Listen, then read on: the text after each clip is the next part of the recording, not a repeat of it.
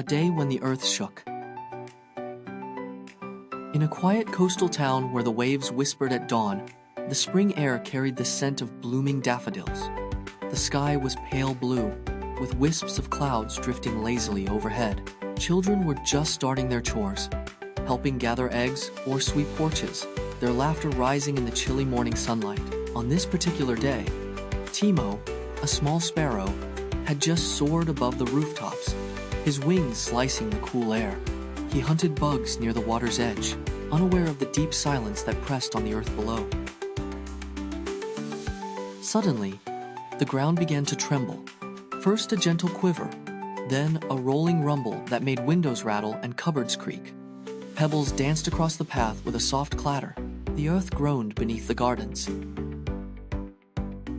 Pots and pans tipped, and an old oak tree shook loose its buds with a faint pat-pat on the soft ground.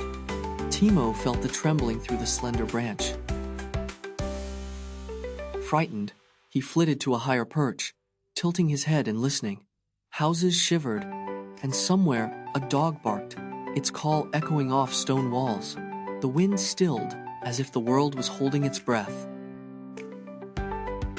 As the quake faded, the silence deepened. The usual hum of the morning was gone. Far out at sea, the calm water shuddered. A gentle swell grew into a wall of water, racing toward shore.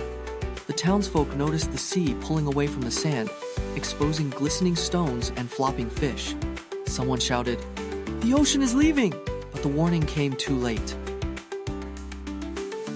The tsunami struck first with a hiss, then a crash. Whoom! Water swept inland, carrying driftwood, seaweed, and startled crabs.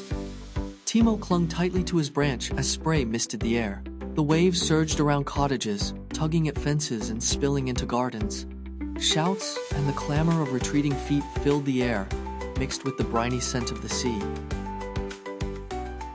Amid the chaos, Timo watched as animals scrambled to high ground, rabbits darted to burrows, and field mice scurried up fence posts. The townspeople huddled on the hilltop, arms wrapped around their loved ones, wide-eyed and silent.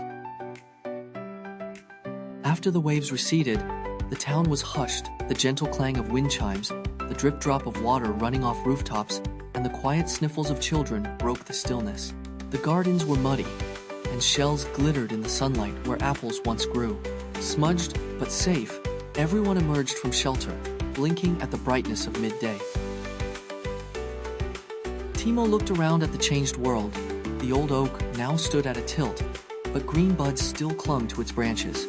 Above the battered town, the sky stretched on endlessly blue, promising that even after a day when the earth shook and the sea roared, there would be time to rebuild and songs to sing again.